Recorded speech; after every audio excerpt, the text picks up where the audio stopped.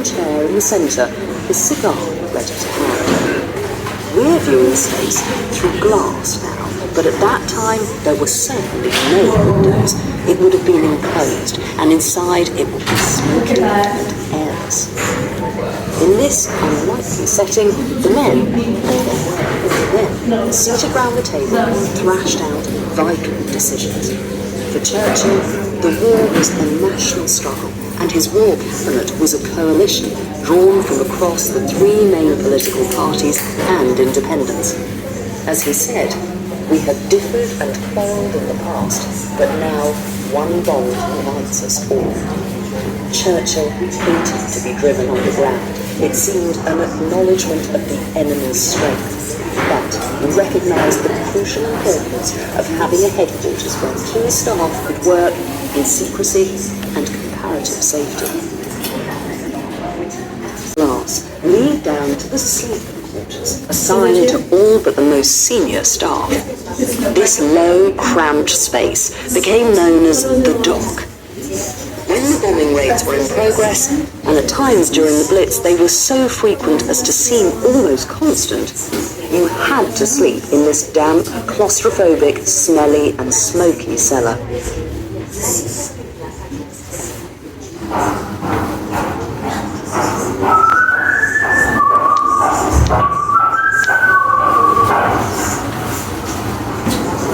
Churchill's underground headquarters gave some protection from enemy bombing, but there was also the fear of surprise attack. During a war cabinet meeting, an armed Royal Marine was posted outside the door and another just inside the vestibule.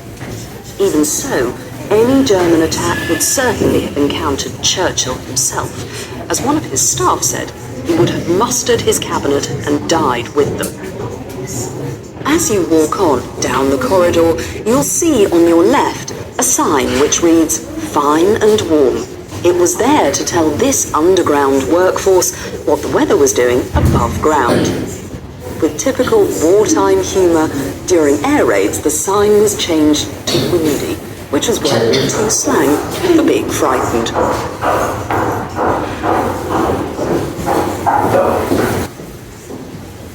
Above this doorway, you'll see the words Prime Minister. This office facing you was occupied by Churchill's principal private secretary, who acted as a sort of guardian to Churchill's lair. Churchill's own bedroom and office is through the other side. You'll visit it later in your tour. But this small room gives a sense of his presence always close at hand. Notice the sign, "Quiet please," above the door.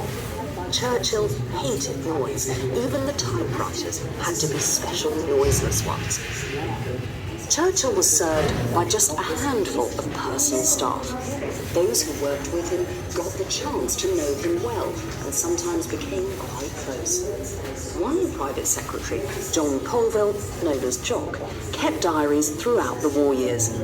They give lively accounts of Churchill's life in the cabinet war rooms, and we'll be hearing from Colville throughout the tour.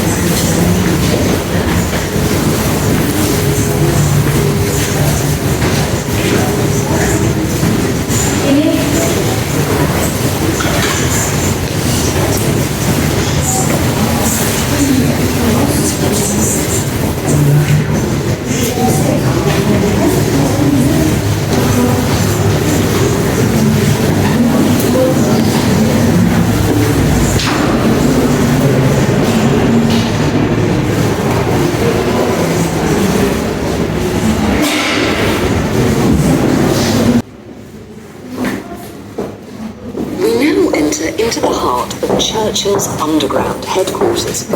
This is a particularly narrow area, so please be aware of other visitors as you move along it. Follow the corridor round to the left until you come to a bedroom, also on your left, marked PM's Detectives.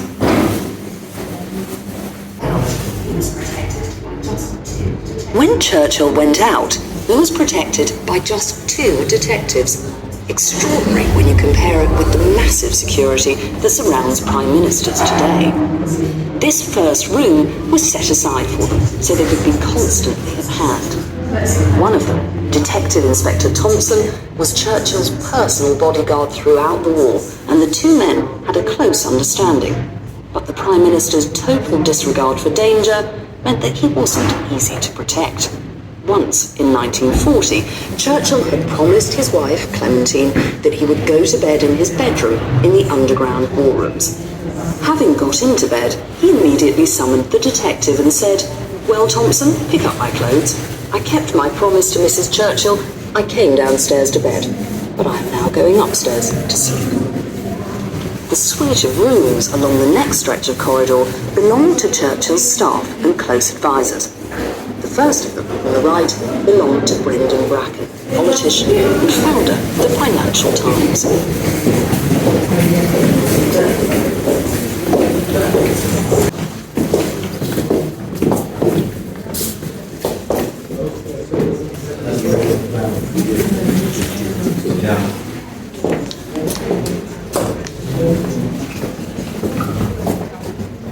Brendan Bracken was Churchill's close friend and right-hand man.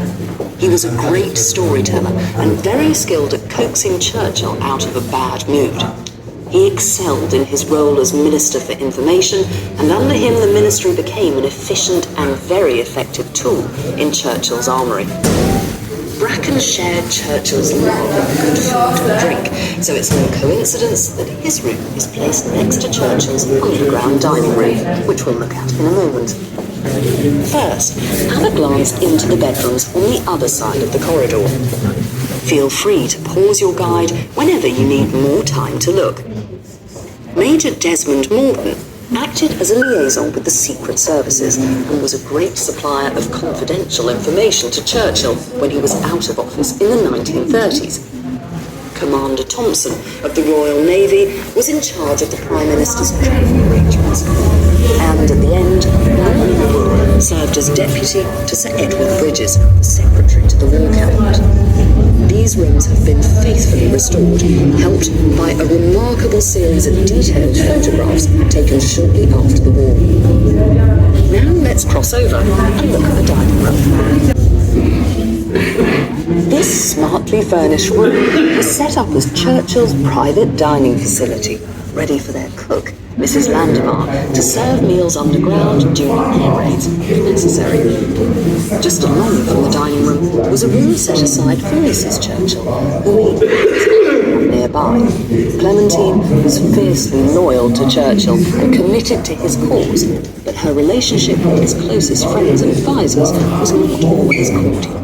As John Colville wrote in his diary, Mrs. C considers it one of her missions in life to put people in their place and prides herself on being outspoken. This aircraft could be diverted to attack German towns in retaliation instead.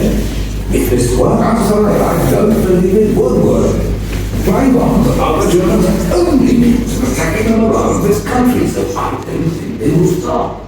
Nevertheless, could the threat of retaliation have some effect? Heavy attacks on small towns might break Germany's morale, forcing leaders to abandon the flying. Ending flying bomb attacks would allow us to redeploy our bombers to other key targets. The threat of reprisals would simply prove the flying bombs were achieving success. The Prime Minister is concerned that London and the South East is being badly hit. He wants us to be seen as striking back at them as hard as we can. Surely, it would be better to attack these towns without warning, rather than publish a list. Sir Charles, might this divert us into an escalating campaign of reprisal? And there is a grave risk. These reprisals could lead to the Germans shooting our captured aircrew in retaliation. We should just continue our attacks on German industrial targets in major cities, which directly affects Germany's ability to carry on the war. You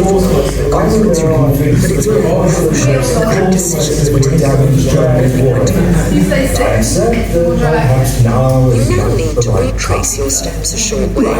Whilst it's clear not entirely in agreement, I do believe we have reached a consensus. I propose that we tell the Prime Minister, one, we do not feel that attacks on small German towns should be undertaken at this time, but two, the time might come when an all-out attack on German civilians in this way could achieve significant results. Do we agree? Thank you. And on that note, I close the meeting. Winston Churchill accepted the Chiefs of Staff's recommendation. No reprisal raids were undertaken. The flying bomb attacks continued for 9 more months until March 1945, when the Allied armies in northwest Europe finally advanced far enough to stop them.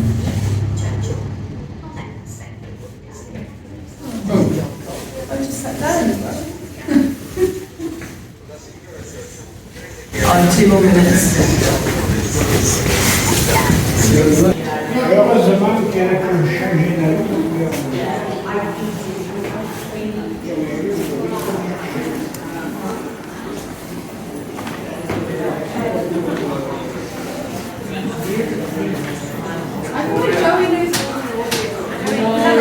What was this section?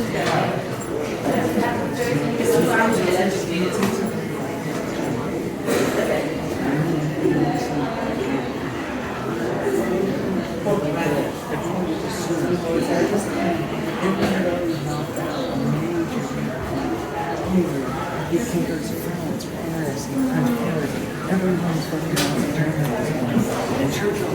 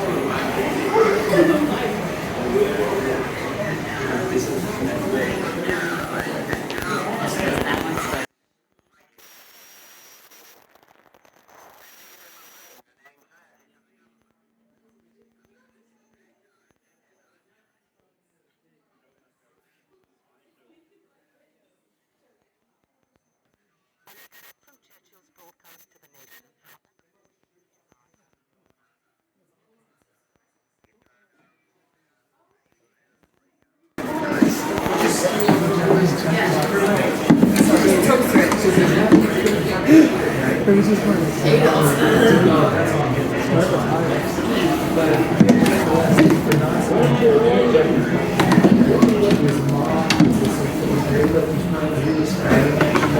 It's just like a bit creepy. It's like, oh, then we dropped.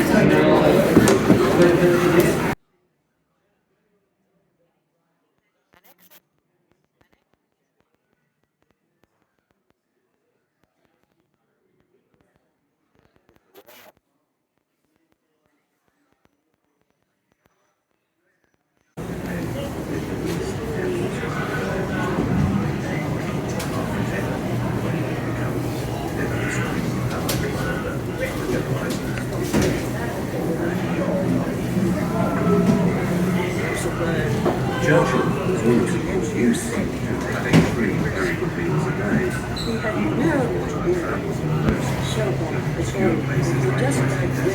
He still maintained that rigorous routine. The Air Force, currently knowing that the Prime Minister enjoyed a good meal, ensured that supplies for this meal were brought out from Shepherd's Hotel in Cairo. Although, of course, as one can see on the film, the meal does lack some of Churchill's staples, but what he would consider a good meal, especially champagne and claret, it does appear that they're drinking beer, Churchill's drinking beer, not the drink that one associates with him, but later.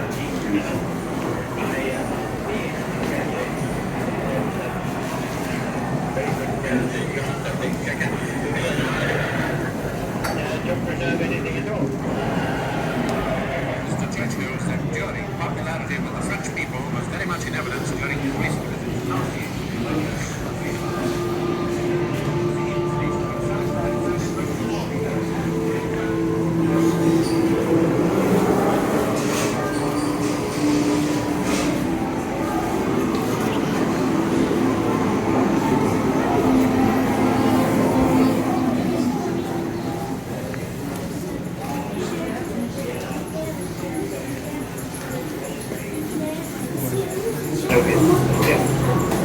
Well, indeed it is a challenge.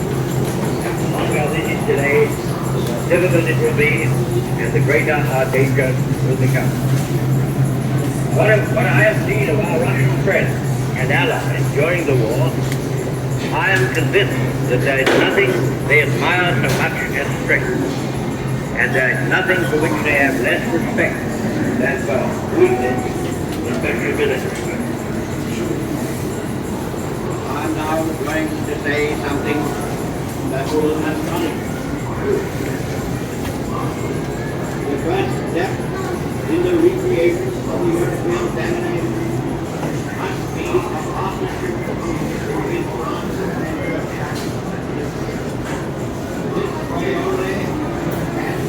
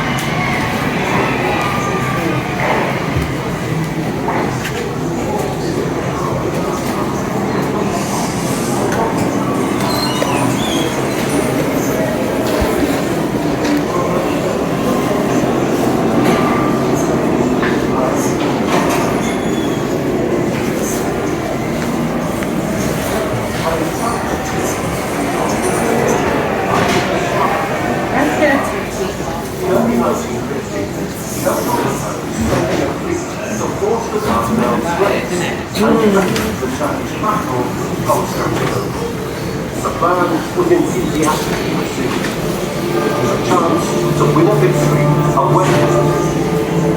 3 battleships were sunk and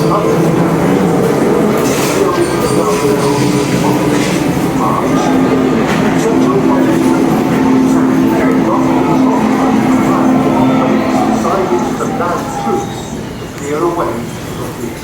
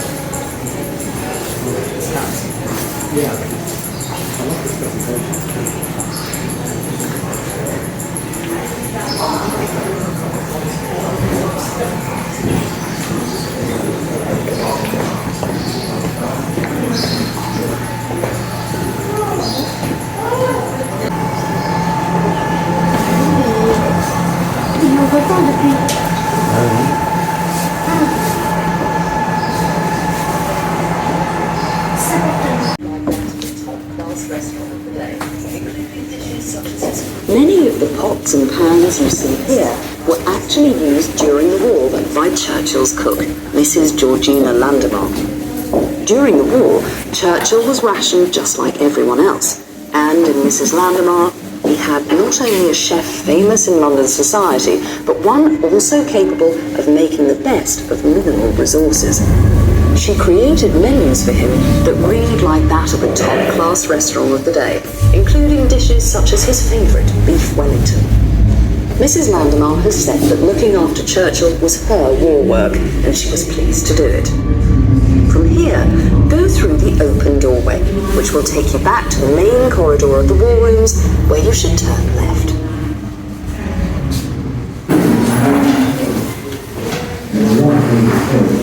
And of course what happened was the force of the explosion travelled underground and rocked us about. Of course it's not in the gambles. I remember that incident very well on that Sunday morning. This was the room allocated to the Joint Planning Staff, the strategic thinkers behind many of the crucial decisions made during the war. These rooms were intended to be the last productive event of a devastating attack on London of Luftwaffe or other forces. I did ask questions about the reliability of the attack, and I then suggested that while overhead sections could not be attacked, there would be no protection against the bomb which came down and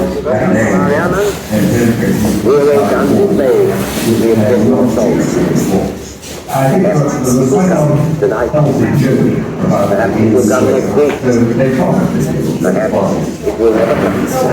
Churchill delivered full wartime speeches from the underground bunker.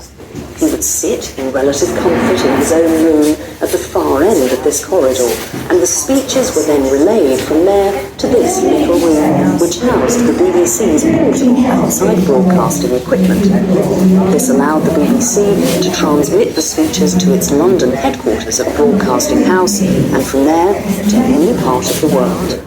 And you would rather see London laid in ruins and ashes than that it should be aimless and abjectly enslaved.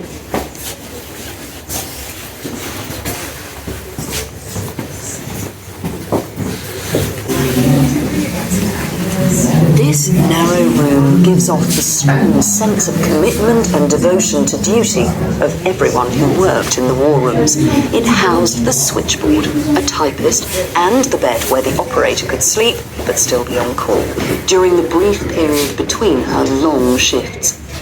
The gas mask on the table was a special version which the telephonist could wear during a gas attack and still operate her switchboard. Myra Collier worked in these rooms when she was only 18 years old. When we were sort of in the actual building, it was very, very eerie, because I can remember an RAF officer saying, "Of course you know, young lady, if the Thames is bombed and there's a lake, we'll drown." I said, "Oh yes, sir. And if there's gas, well, we don't know how you put your gas mask on, because nothing you can do." Whether that's true, I do not know. But that's what he said to me.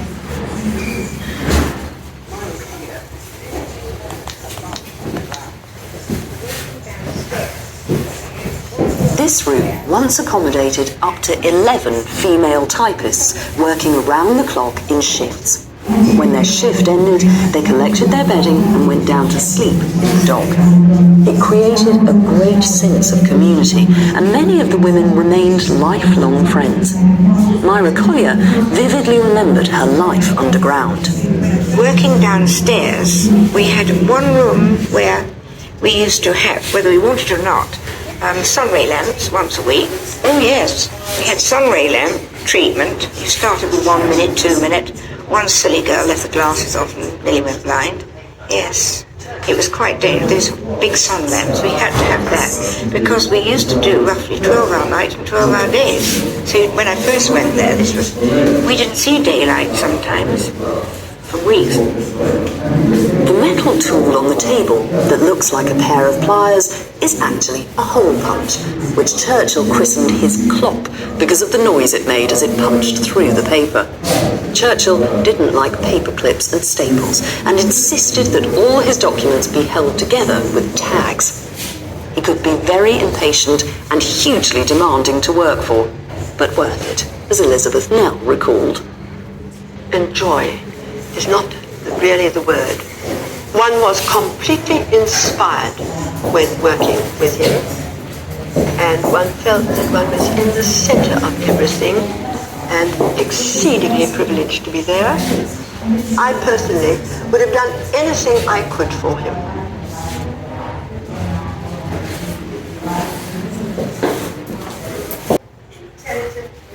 These two rooms were allocated to Churchill's personal chief of staff, General Ismay, and his private secretaries. Ismay was almost universally admired. He acted as a link between Churchill and the service chiefs of staff, a job in which his tact and diplomacy were applied to great effect. Here, Elizabeth Nell remembers General Ismay.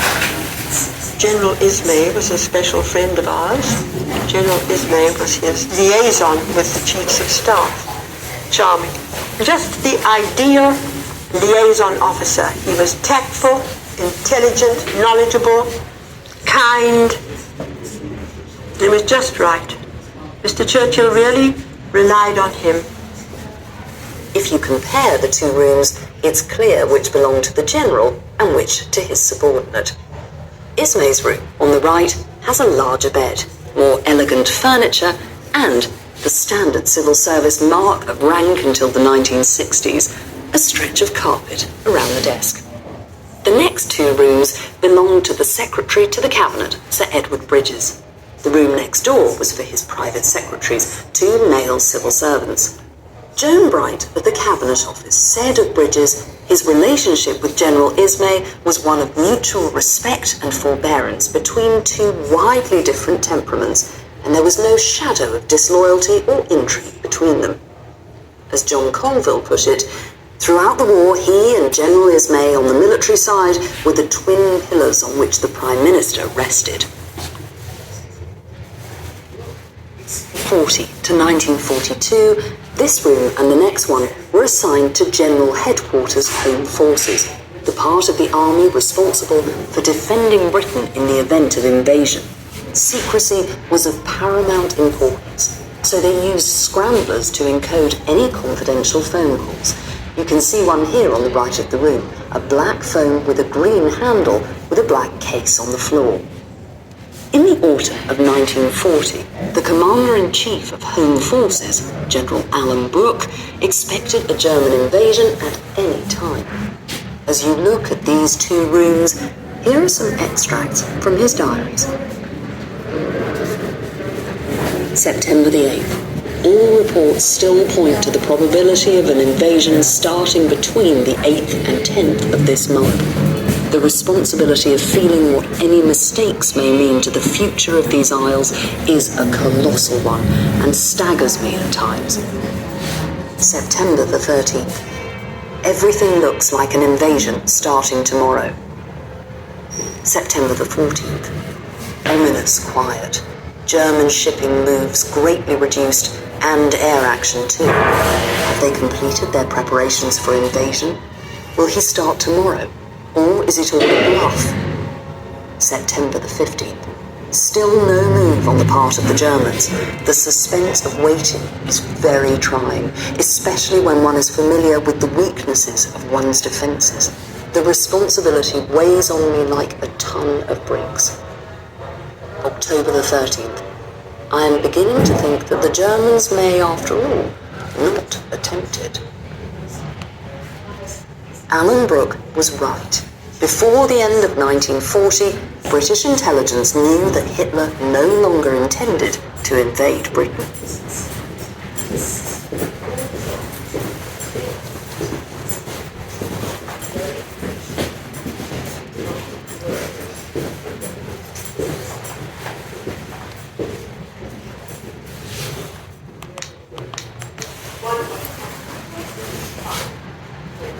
The camp commandant lived permanently on site and served the practical needs of the staff who worked here. You may have noticed as you came in the door covered in keys. These are the original keys for all the rooms on this level and below. As you leave this room, you'll find yourself going through a tunnel that has been cut through solid concrete. The area is next to a staircase that goes right to the top of the building above, which made it particularly vulnerable to a direct hit. So it was simply pumped full of concrete to plug this gap in the defences. And the Imperial War Museum, which now looks after this site, simply, well, with 3 months' hard work, drilled through it.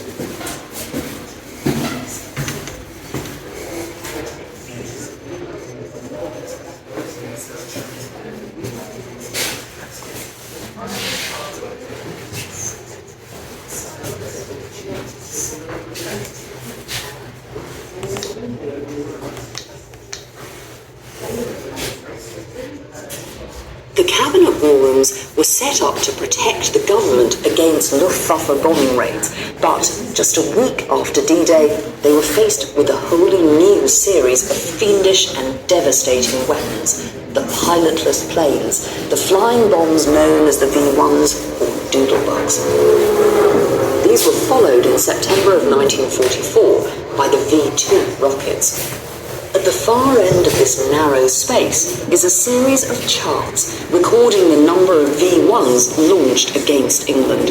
As the chart shows, they came over in hundreds daily.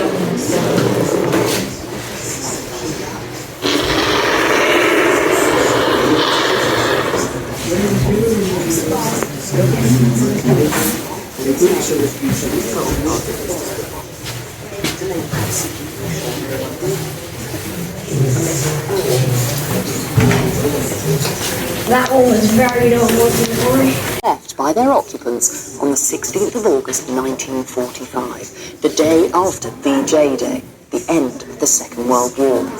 The room gives us a powerful sense of the scope of the war effort that Churchill was directing. But it also, ladies and gentlemen, this is a public announcement. The thousands of tiny pinholes chart the movements of naval convoys throughout the war, but especially in the crucial area of the Atlantic. Until the British broke the German submarine Enigma codes in 1943, the casualty rates here were punishing, threatening to bring the country to its knees. This was the information hub of the whole site, and the officers who worked here were affectionately and enviously known as the Glamour Boys. Their job was to compile up-to-date reports on the current situations on every front, which had to be delivered by 9.